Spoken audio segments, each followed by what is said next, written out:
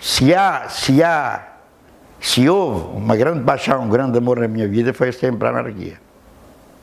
E sempre a ver? Sempre, sempre. Sempre. Dá-me força, dá-me vida.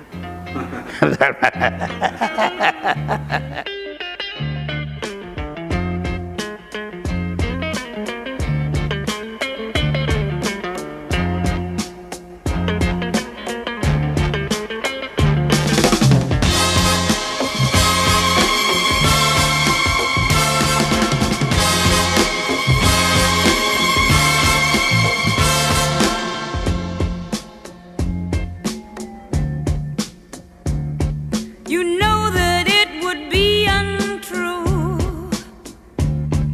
You know that I would be a liar if I was to say to you, boy, we couldn't get much higher.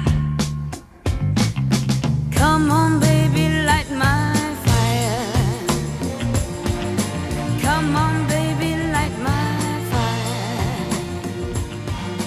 Try to set the night on fire. No meu entendimento, qualquer pessoa que se diga anarquista, ela tem sempre um percurso histórico de estruturação dessa posição ideológica, política, ou social, como se queira, que resulta sempre, fundamentalmente, de um ou dois factos, ou três factos, ou quatro, não importa.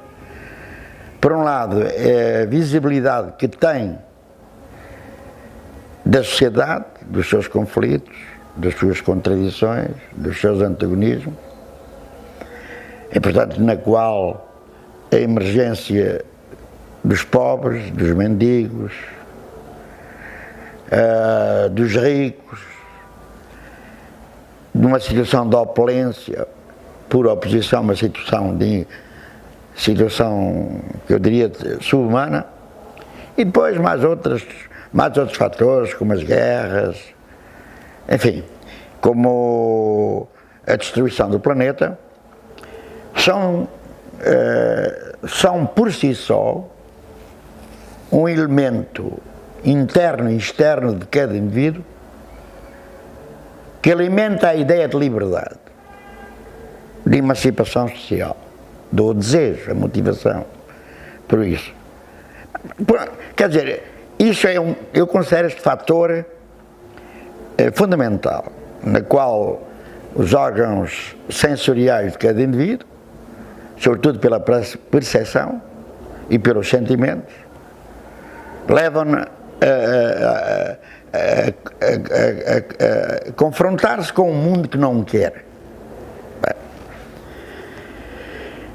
por outro lado, naquilo que chama a aculturação da espécie humana, ao longo dos anos, tem existido análises, teorias, fundamentalmente teorias, ideologias, que vão no sentido de uma tentativa histórica de remediar ou superar estes problemas, estes fatores contingentes dos indivíduos e da espécie humana. Portanto, num sentido em que aqui já é uma questão de filosofia, uma questão de educação, uma questão de cultura, uma questão, já até podemos dizer, de religião, etc., etc., que leva, relativamente à anarquia, a necessidade, um desejo, uma identidade que passa pelas experiências da própria anarquia, pelas vivências da própria anarquia e, sobretudo, pela leitura das análises de autores que tentaram modelizar a anarquia através de modelos societários, alternativos ao capitalismo, inclusive ao próprio socialismo, fascismo, às democracias representativas como nós conhecemos. Bem, e agora, nesta base, de anarquia e anarquismos, ao longo da história e sobretudo no processo de industrialização e de urbanização das sociedades, realmente os protagonistas primeiros em termos de experimentação, de emancipação social, eram bastante visíveis no operário modelo, o operário massa, que realmente tinha um papel crucial na produção e distribuição e na troca de mercadorias, mas sobretudo na produção, tinha um papel crucial no processo de produção em termos de situação de exploração do homem para o homem, por manter ele ter a figura de explorado, e daí a necessidade de conceber um modelo de sociedade que superasse estas mesmas contradições do capitalismo e, necessariamente, do próprio Estado, pelas estruturas de repressão e estruturas de normalização jurídica, política e social e económica que o Estado, quer dizer, desenvolvia. Bem, a partir daí, essas leituras, essas vivências, essas interpretações não eram somente com base em autores como Proudhon, como Bakunin, como Kropotkin, como Eliezer Reclus, como Malatesta mais tarde, e como outros, por exemplo, vamos admitir Bookchin e Chomsky. Era algo que já não era da teoria, já não era da análise, sobretudo da análise, como concepção de modelos de superação do capitalismo e do Estado, mas era a vivência mais terra a terra, mais concreta, em termos de vida cotidiana, na fábrica e fora da fábrica, que alimentavam experimentações sociais, desde a greve geral, à tentativa de insurreição, à tentativa de consecução de revoluções, como foi o caso da Comuna de Paris e, posteriormente, através, sobretudo, dos sovietes e dos conselhos operários, na Rússia em 1917. À volta desta temática teórica e prática, construíram-se modelos de anarquismo que interpretavam, explicavam, compreendiam, viviam a anarquia. Portanto, logo ali o primeiro a nascer foi o anarcossindicalismo, mas o outro que balizou, mais como concepção não sindicalista, mas societária global, o anarcocomunismo. E depois o anarco-individualismo, o anarco-naturalismo, mais reportados a uma relação a uma natureza, o amor livre, portanto, mas que eram modelos residuais, quer dizer, em termos de movimentos sociais não tinham a representatividade cá. E depois outros modelos, como o anarcoprimitivismo, contra a tecnologia, a superação da tecnologia, os malefícios da tecnologia, do progresso e da razão, e o municipalismo libertário, por aí fora e por aí fora. Ora bem, para mim, o que está aqui em jogo é que os modelos interpretam, explicam, eu diria, vivenciam, analisam a anarquia, mas de forma contrastante, de forma conflitual. Portanto, são tudo tentativas históricas da tal leitura da anarquia com modelos societais. No sentido de poderem ser uma alternativa credível à sociedade capitalista e ao próprio Estado. Ora bem, mas sempre foram modelos utópicos na sua concretude. O caso específico da Comuna de Paris, da Revolução Russa e inclusivamente de maio de 68 como exemplo histórico mais próximo daquilo que eu tenho estado a referir, o facto é que sussurraram ao fim de um ano, ao fim de meses, e mais, na Rússia sussurrou como fator digamos que o socialismo real era mais importante para os operários, historicamente, ou para os soldados, ou para os camponeses, que eram revolucionários, do que as modalidades anarquistas. Ora, isto quer dizer o seguinte, e isto é importante, este último ponto, que eu acabei de referir, é que a utopia, que aquela carga histórica utópica da própria anarquia, levou uma machadada com a Revolução Russa. a Revolução Russa, para aquilo que era a emancipação social do operariado, ou dos camponeses, aqui está uma qualquer coisa que se concretiza. E sim, pode ser viabilizado. Tanto que muitos anarcossindicalistas foram eles que formaram os partidos comunistas a nível nacional a partir da década de 1920. E tendo presente que, obedecendo às 21 condições lá, da Internacional Comunista, que entretanto tinha sido comunista. Bem, portanto eu diria que, para já, em termos de luta entre modelos societais contrastantes, estes modelos se sobraram, não foram capazes, quer dizer, portanto, não foram capazes de ter aquilo que se chama não é uma vitória, mas uma solução mesmo como modelo, Ora bem, eu a um dado momento da minha vida, eu dizia que os modelos podem existir, eu até era mais anarquista, individualista e anarquista naturista, mas que com liberdades paralelas. Eles existiam, portanto, iam todos dar ao mesmo rio, portanto, constituíam o mar, portanto, não havia problema nenhum.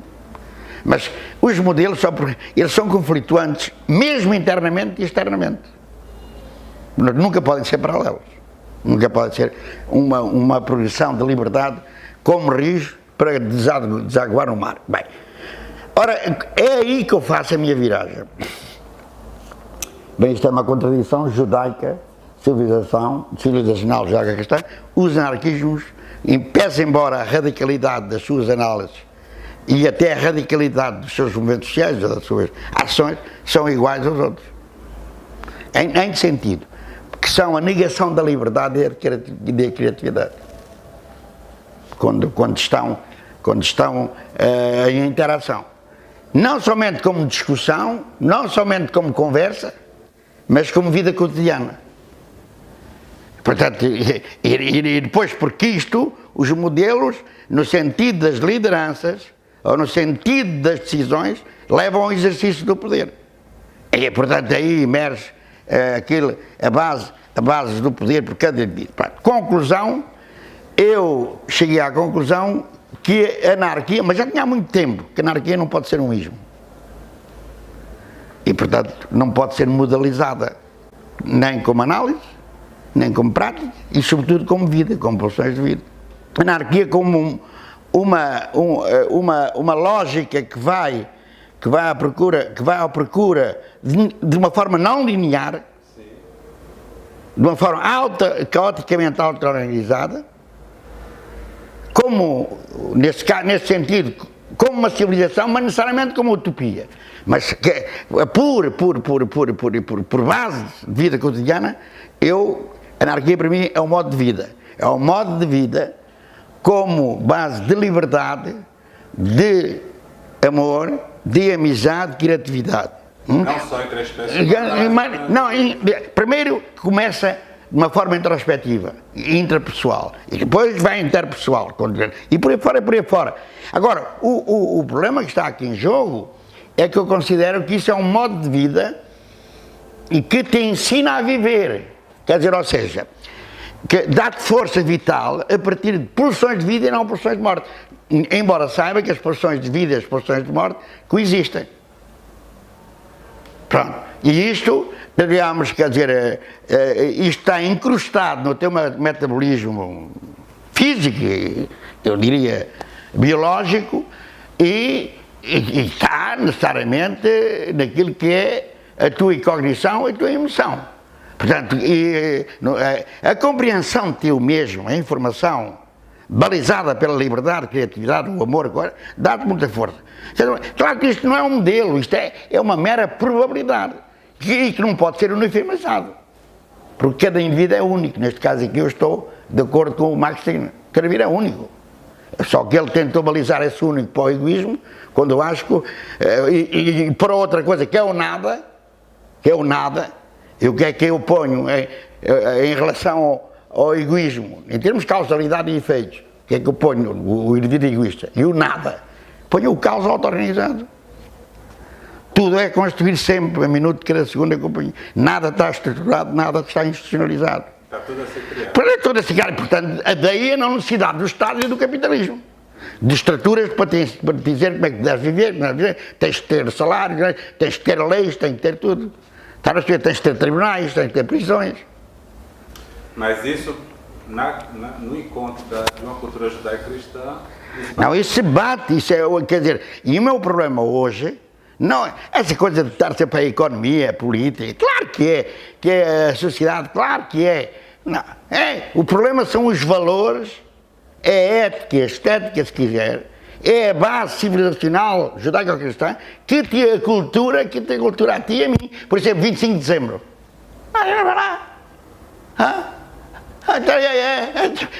A morte, como é que é? E depois o medo da morte, como é que é? Judaico-cristã é também algo que vai a todos os aspectos da coisa. Por exemplo, os salvadores. Porquê é que os salvadores do povo apareceram? Os Stalins, Hitlers, aqui o Vargas que a gente vai ver hoje? Porquê? Porque é baseado nestes mitos judaico-cristãos. Ou quer dizer, nestes valores, se quisermos, civilizacionais judaico-cristãos. Os salvadores da pátria. Assim como há os salvadores dos indivíduos que os levam lá para o céu, aqui é a mesma coisa. Portanto, o problema é que porque você, antes de mais, você é um indivíduo da espécie humana. Antes de tudo. Só você é João da Mata. Mais ninguém pode ser João da Mata. Que é isto? Mesmo na morte, só você pode morrer. Agora você, com uma civilização judaico-cristã, espeta aí com uma data de santos e uma data de predicados e de constrangimentos, aquilo que você deve fazer e não deve fazer, aquilo que é bom e que não é bom. E que depois que você, o que é gordo é magro, você já viu o nosso comportamento relativamente ao gordo e ao magro? Relativamente ao baixinho, ao grande ou não, ao gigante? É isso. Portanto, e são essas coisas que são inculcadas naquilo que é os indivíduos, ou da espécie humana, e depois vêm com essas categorias sociológicas como modelos, que é a classe operária, que é os pobres, que é os mendigos, que é os burgueses, que é isso. Claro! Porra, quer dizer, agora eu vou funcionar porque existe ali burgueses, até pode haver burgueses, os gajos porreiros, até eventualmente, que os gajos não exploram, então, enfim, mas pronto, a partir daí eu vou categorizá-lo só como burguês e não vou categorizá-lo, quer dizer, como pessoa. Para isso tenho que viver com ele como é que é, não é? E o mendigo, como é que é? Vou ter pena dele, do desgraçado, e por causa disso eu vou defendê-lo. Quer dizer, ele primeiro é que se deve defender. Pois, eu preciso ser um indivíduo caótico, auto-organizado, sem Deus ou sem ambos. Que essa é a lógica do caos, né? Pronto, quando eu digo que a anarquia é um caos auto-organizado, sem deuses e sem ambos, e só poderá ser uma probabilidade não linear no espaço-tempo do universo, quer dizer que não sou eu que sou responsável pelos outros, nem você, nem um comitê central, nem um modelo anarquista que vai, quer dizer, solucionar esse problema. Porque nós somos mais revolucionários, vamos abolir o Estado, vamos abolir tudo. Pois é tudo muito fácil. Mas o Miguel Baconini, em 1871, foi lá para o balcão, lá do município em Leão, o Estado está abolido, lá mais uns polacos, e teve que fugir ao fim de meia hora, uma hora. E o Estado não foi abolido. Portanto, eu diria que, mais do que nunca, a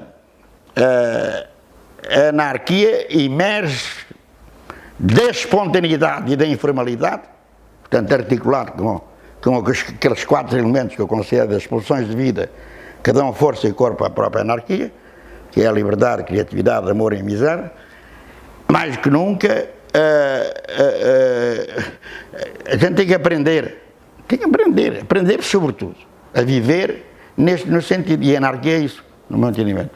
Pronto, e agora não vou dizer, acabam os anarquismos. Não, as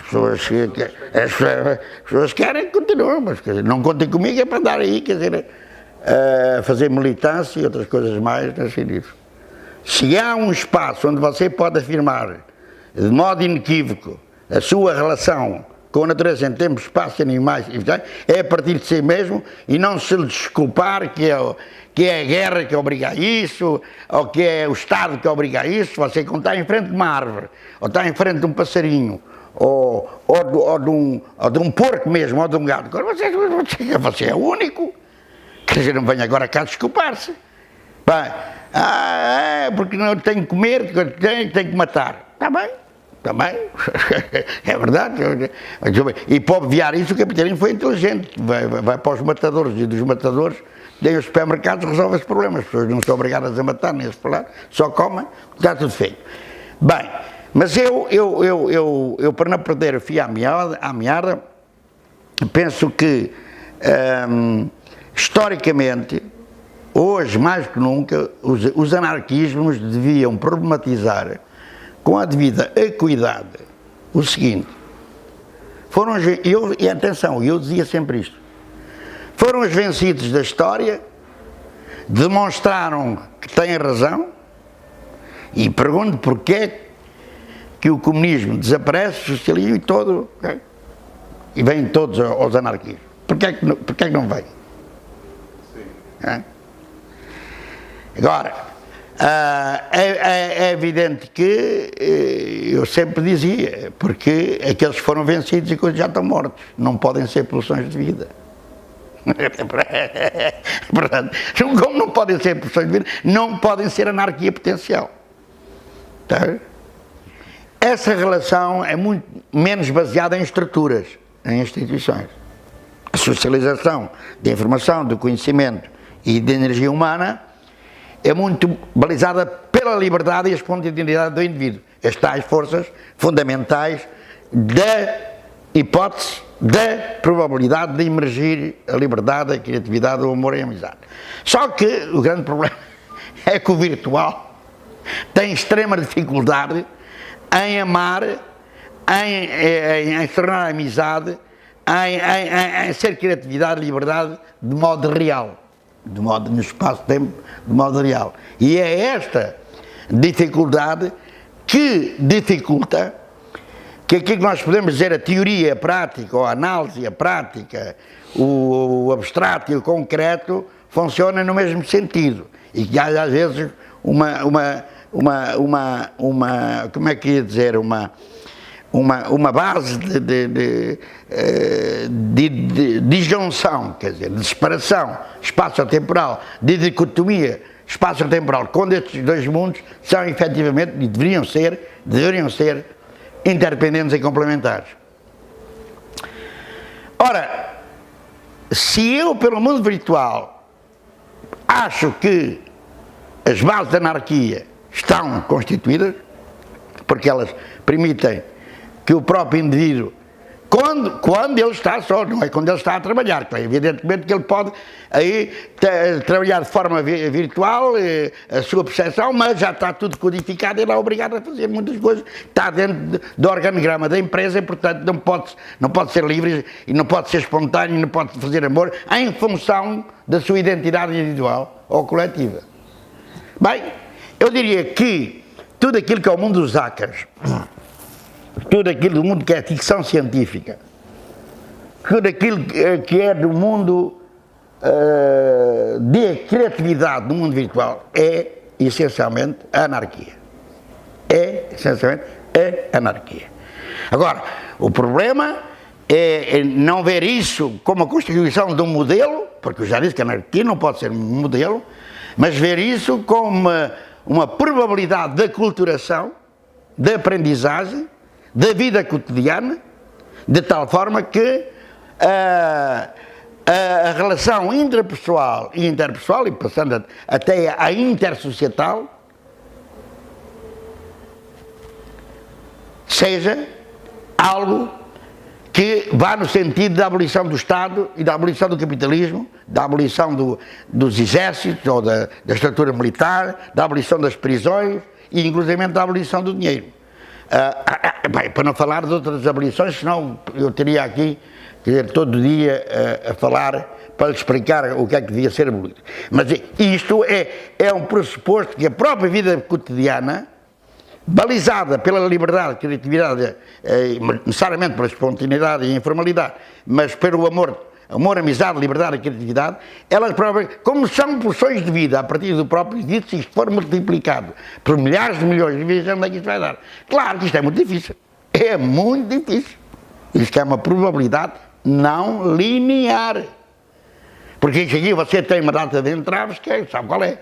que é fundamentalmente a capacidade cognitiva e emocional. Porque a capacidade cognitiva e emocional é ela que permite fundamentalmente compreender o seu próprio corpo, a sua própria base biológica, psíquica e mental. O caos auto-organizado só pode funcionar assim, de outra maneira é extremamente difícil, porque há sempre aquela gente que não tem, quer dizer, uma cognição e emoção, ou seja, que não alimentou o cérebro como deve ser, não consegue, quer dizer, precisa sempre de um chefe, precisa sempre de um patrão, precisa sempre de um Deus, precisa sempre de... Bem, mas eu acho que isto, não tenho dúvida nenhuma, sem anarcossindicalismos, sem anarcocomunismos, sem municipalismos libertários, sem anarconaturismo, sem anarcoindividualismo, que esta realidade histórica contemporânea, por esta via, é realmente, não nada nenhuma, a possibilidade de uma utopia que vai no sentido de uma nova civilização que eu chamo anarquia. Chama essa nova civilização a anarquia. E relativamente àquilo que é a civilização judaico-cristã, evidentemente que eu acho que esta ia desaparecer do planeta Terra. Pronto, mas isto vale aquilo que vale, quer dizer, mas para mim dá muita força que o problema, por exemplo, do dilema da vida e da morte, para mim está resolvido. Eu tenho medo de morrer, não tenho dúvida, mas para mim acho uma coisa completamente natural como espécie humana.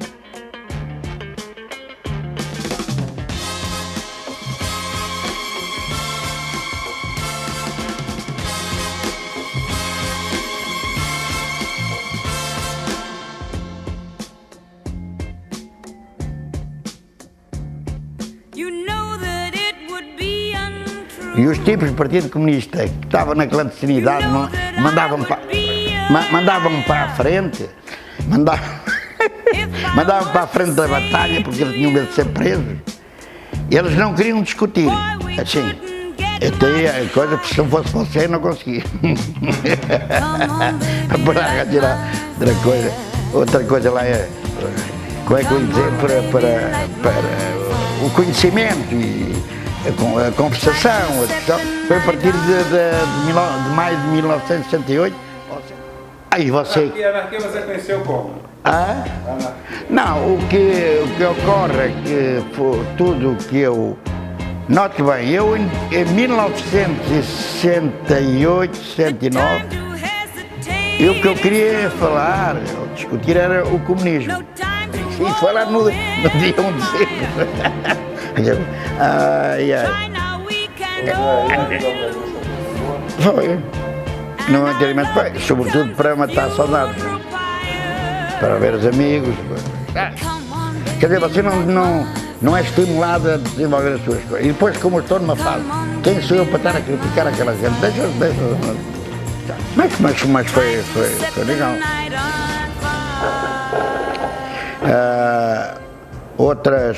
Outras coisas se poderiam viver, mas pronto, não foi possível.